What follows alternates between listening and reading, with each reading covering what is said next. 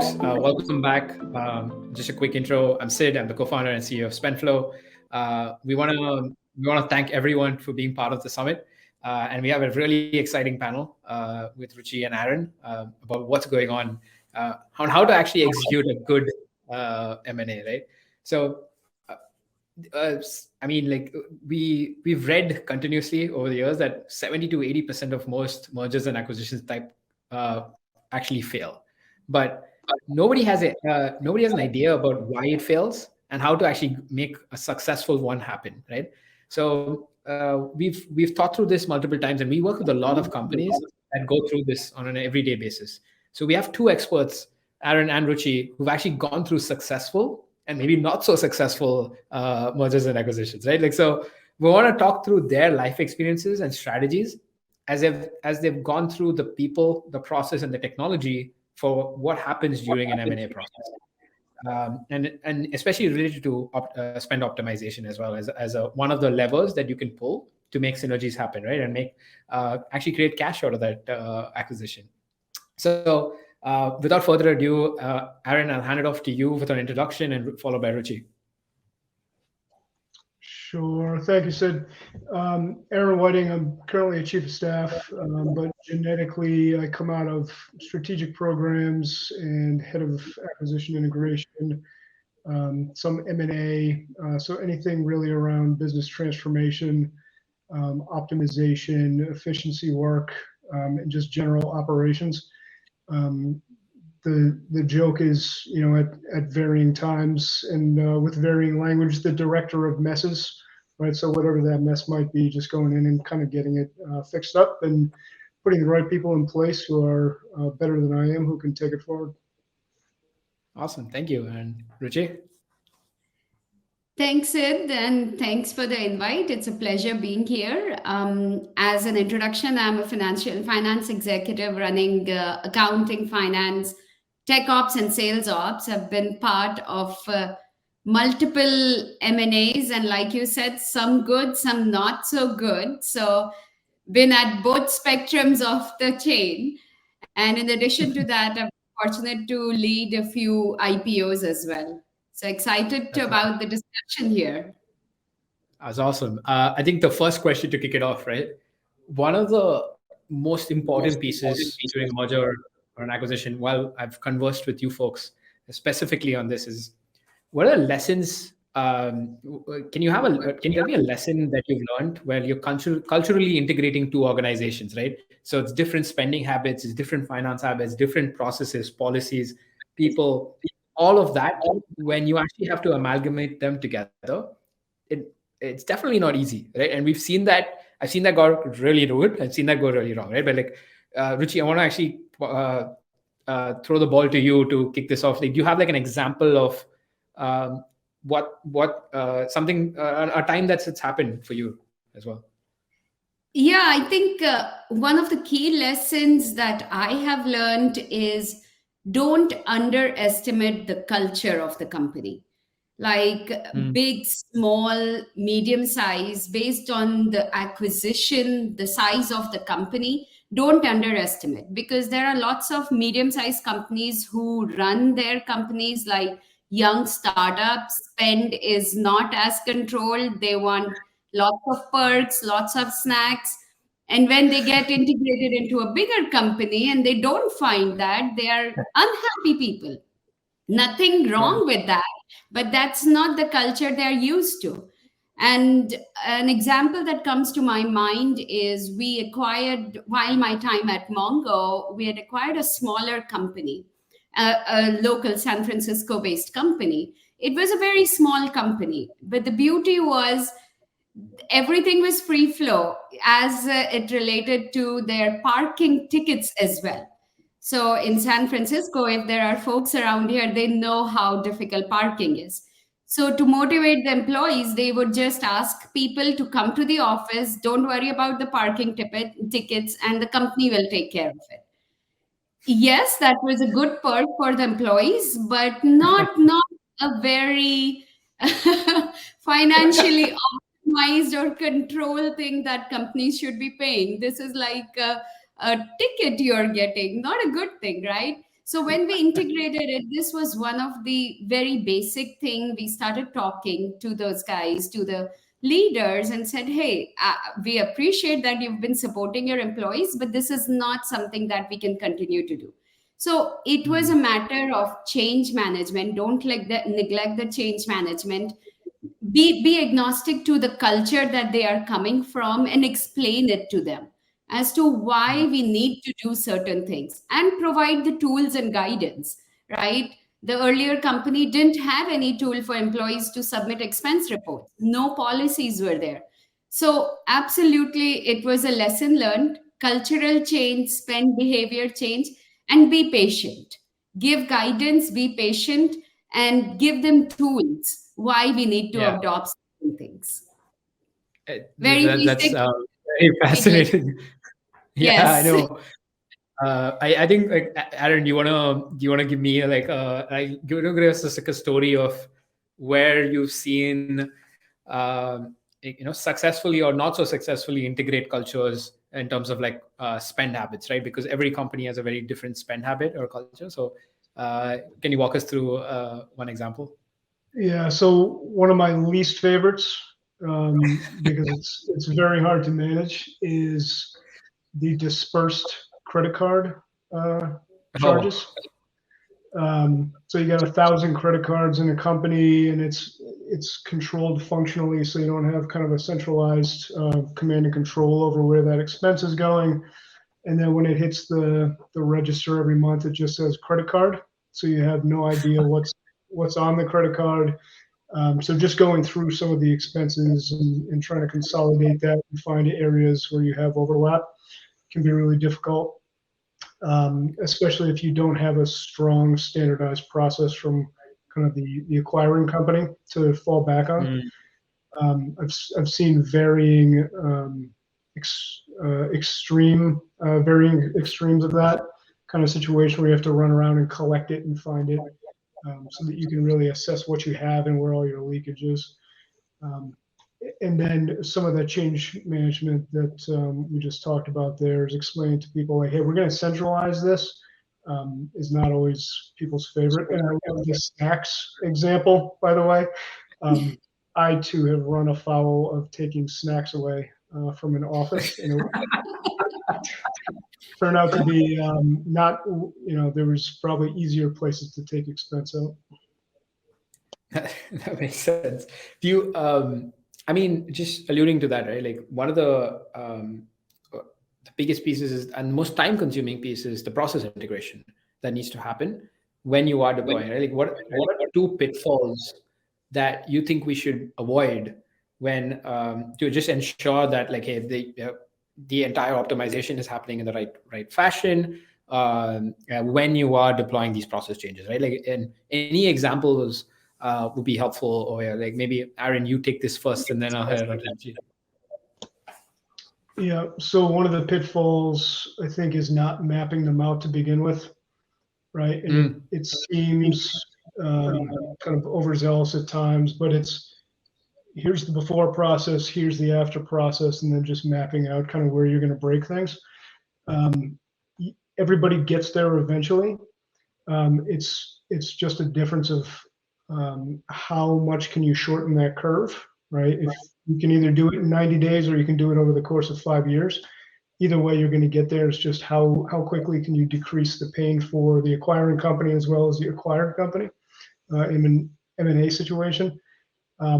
If you have a real solid process that you're just going to move somebody into, that doesn't get you out of doing that, right? You still have to understand what the impact is on them and what they're going to be experiencing as you move them in.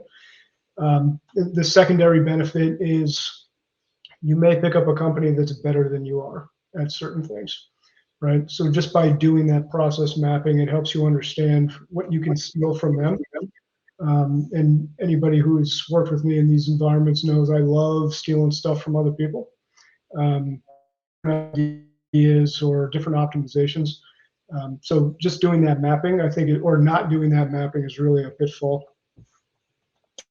Makes sense. Yeah, and I agree. I've stolen a bunch of things from Aaron myself, so I am I'm following suit very quickly.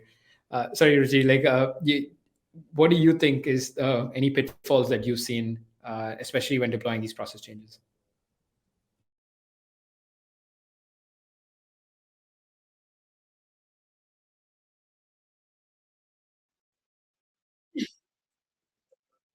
The conversation learnings is, yeah, I was just gonna continue the discussion while you get back on. So one of the Oh, things sorry. has been that make an entry of all the things that you're going to integrate, and it doesn't just has to be limited to the software or the tools, but people and processes, because you don't know which one is going to be better for you as a combined company. And this has helped quite a lot, and this is a step that a lot of people skip on even during the due diligence. You don't have to go deep into it, but at least have an idea.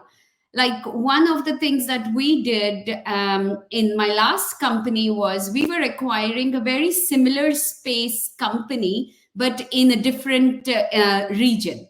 So there were a lot of overlaps, and of course there are redundancies, but we made a list of all the tools, the people, the processes that each company was doing. And that helped us a lot. One, in optimizing, second, in integrating, and third, in our spend control, which was very big for us as a combined company. And bring them along for the ride. That's one of the biggest things. Like, a lot of acquiring companies think that I'm the big guy in the deal, I don't care about the small guys. No, the small guys are a reason why you're buying them, right? So you need to bring them along for the ride and take their inputs. Like Aaron mentioned, there are good, best, better, worse things that they have been doing. Adopt it. Combine, you can create a better company together. I couldn't agree more. Like, and when we keep learning every day from our customers as well, and how they manage this, it's astounding, right? Like, incredibly good processes that you can actually learn from.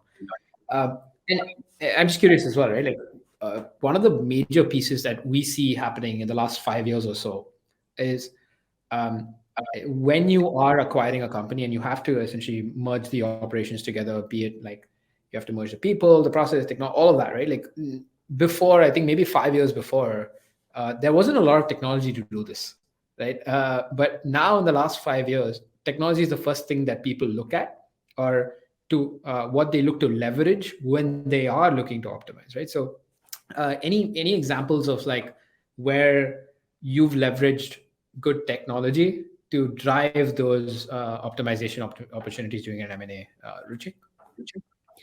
Um, a very simple one is Google Docs. Yeah. I don't know how much of it is considered technology versus Yes. a needed thing, but yeah, like having clean slate of to do things, and that technology can be understanding just the different tool set that each person, each company is using. In terms of using an M&A related technology, like I've used data rooms in the past, which has helped quite a bit. There are other technologies that are coming up, so I can't pinpoint on one, but automation is one big one that we've always used. Makes sense. Aaron? Yeah, so similarly, I've used just about every project management tool and automation tool and communication tool you can imagine. They all have the same ups and downs, but my number one rule when doing any kind of M&A integration activity is to get onto a shared kind of email service as quickly as possible. The shorter the amount of time that you spend with a newly acquired company playing the, like, what does your Tuesday look like game, the faster you can move things along, right? So you can get onto, I'm a big kind of scaled agile guy.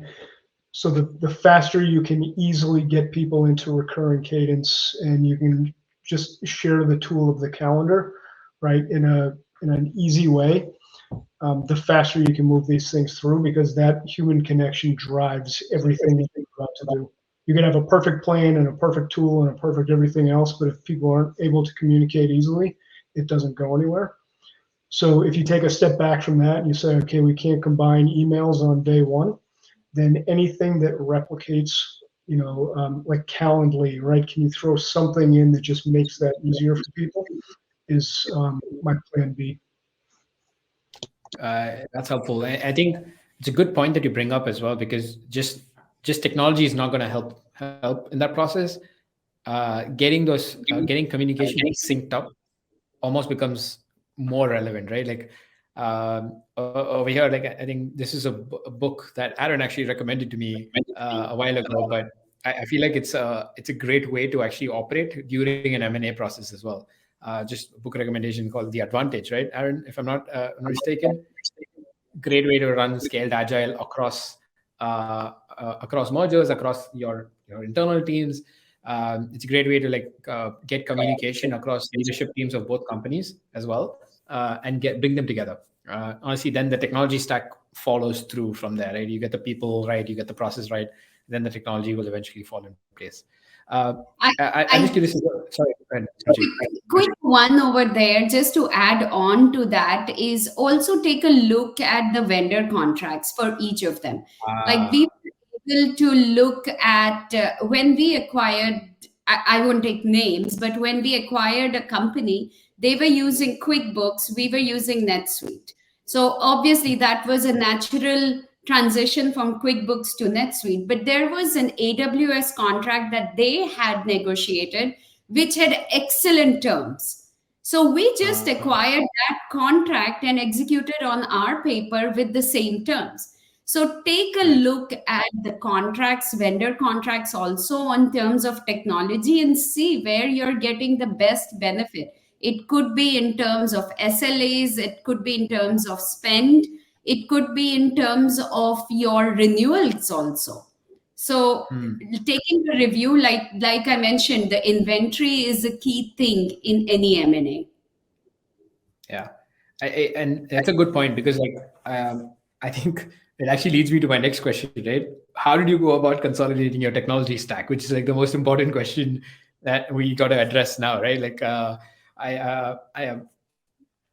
I know both of you have like different ways to go about it, but maybe Ruchi, you can go first on engineering. What's like a process or a standard, or what do you follow when actually consolidating both technology stacks? You actually alluded to that as well already. Yeah. And again, I can't stress enough, communication and expectation is the key in making a successful M&A transaction, like pre-M&A and post the integration. So communicate ahead of time, make a plan, like Aaron mentioned, right? Use any project management, make a plan. Don't expect every technology to be integrated in the next 30, 60, 90 days. It takes time. And then each of those technologies have their contract period. So you have to be aware of. So I think prioritize the ones that are an immediate need, and then stack up the secondary technologies and the processes that you need to integrate. Integration does not happen overnight. At a minimum, it will take a quarter, at a minimum. It can go up to 5 years, I think Aaron mentioned in the beginning, but prioritize, like, your control technology, your data management technology, your core product technology, because these are the first three things you should be looking at in integrating. And then the support technologies, that needs to be the second set of technologies to be integrated. That's a very good point. So you're saying essentially prioritize your product overlap, prioritize your control, any financial controls, any of those as well, and then look at all the nice to haves, right? At that point, it is because you'll come out and say, yeah, it's nice to have, but do we really need to have? If you're really looking at cost optimization, right? If we don't need it, this is the time to turn it off. Makes sense. I have a we follow this when we work with companies as well.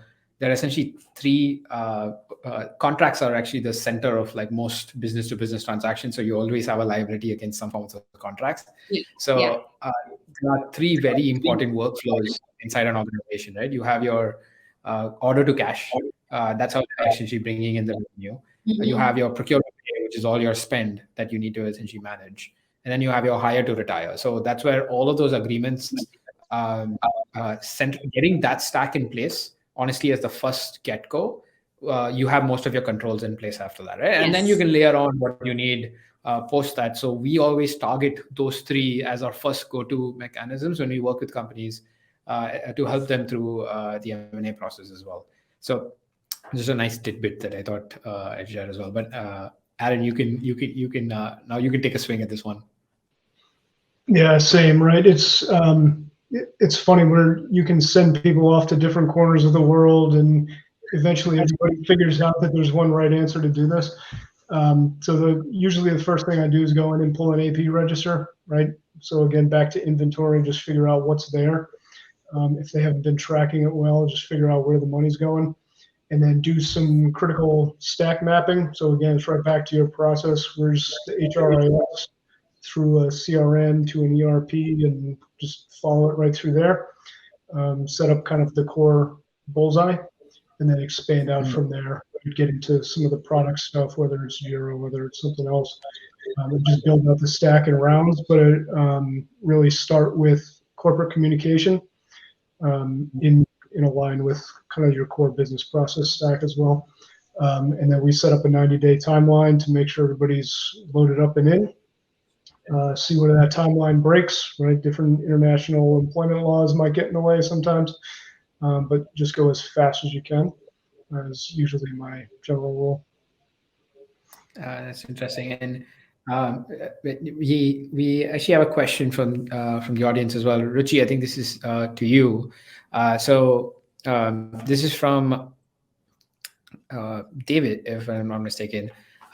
He got hired to help two companies determine the value of continuing a project to merge databases. They didn't want the answer. So the question is, what suggestions do you have for helping customers identify / accept the opportunity cost of not acting, right? Because I'm guessing, especially in an M&A transaction, there's a lot you can just get away with, right, by not doing. But like, there is an opportunity cost to it, right? Like, so you guys probably face this. Ruchi, I'll let you take it first, and then Aaron, your thoughts on that as well. No, and I would say every M&A has an opportunity cost. It's a build versus buy decision, right? We go through this on a very regular basis. Do we build it or do we buy it?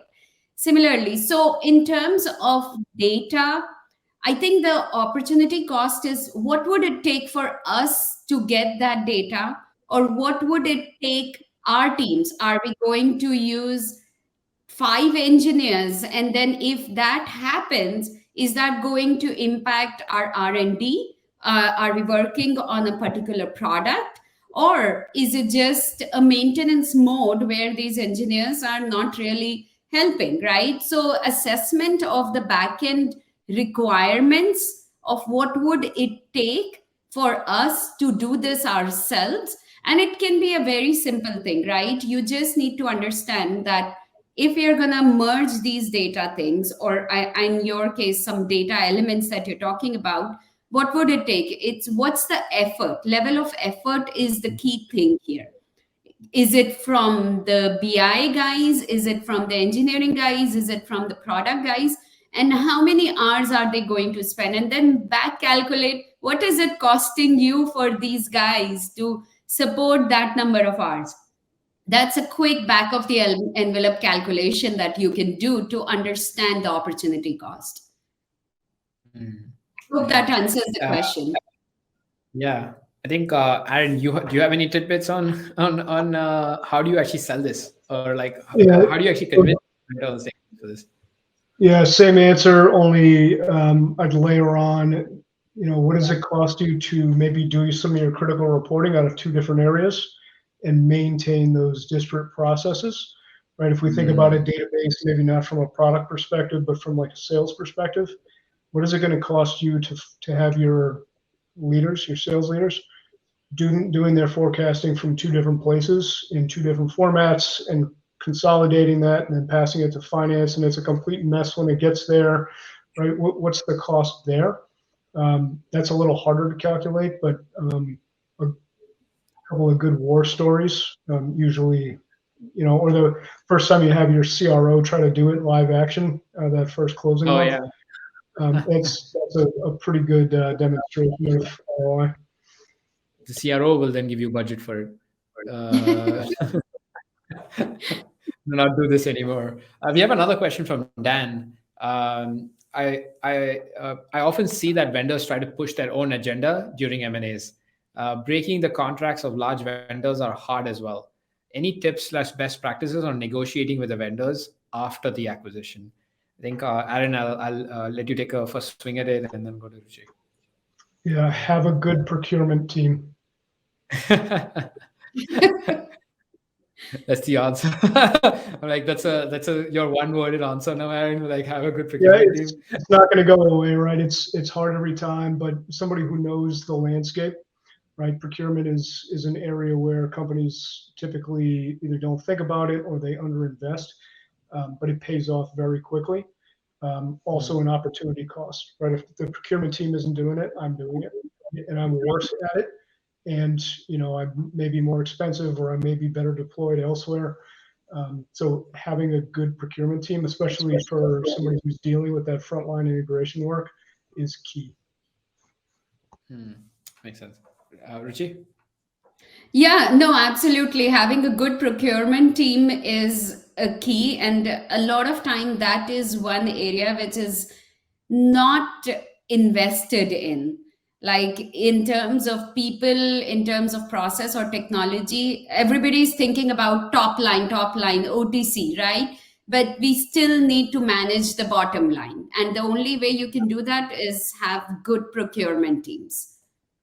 Makes sense. And in terms of vendors, I think in an integration, this is your opportunity also, right? To renegotiate the deal for the benefit of the company.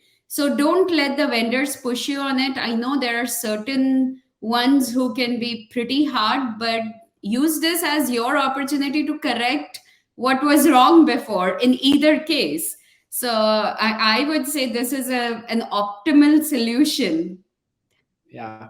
It's a great opportunity to consolidate as well. It's a great opportunity to also drive a bunch of efficiencies on multiple contracts. Yeah. I can just add to it as well, Dan. Like, I think one of the key pieces, like, again, like the shameless pitch for Spendflo, right? Like, we are that virtual SaaS procurement team to help you consolidate all your agreements. But in general, best practice is look at which has the better contract. Like Ruchi mentioned, who has a better agreement, who has better terms. And then you can always go and consolidate. But a quick tidbit is that, like, you can actually go to the VPs quickly on this. Like, the one who owns the book of the business inside the vendor is the one you really need to be dealing with, because your account manager, your customer success, your account executive who's on that deal doesn't have that authority to go do what you wanted them to do, right? So going to that VP or going to the executives straight up and saying, hey, we are going to be committing with you. In return, this is what we need to get. And that commitment that you're willing to make with them, it's super strategic. They'll appreciate it. You also win as a result. And you get an executive relationship inside the vendor, right? Like, if anything goes wrong, you can always reach out to them. So that's just a quick, best practice that I always recommend to folks as well. I think like the just a final. I have a final question for you folks just before we get done.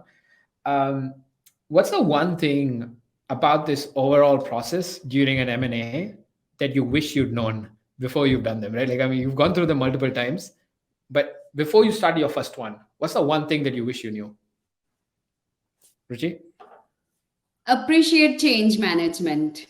And it's something that change is always resistant. Everybody's resistant to change, but having that true appreciation that no change is good is something that I wish I knew early on and would had adopted and accepted it with full hands. Yeah.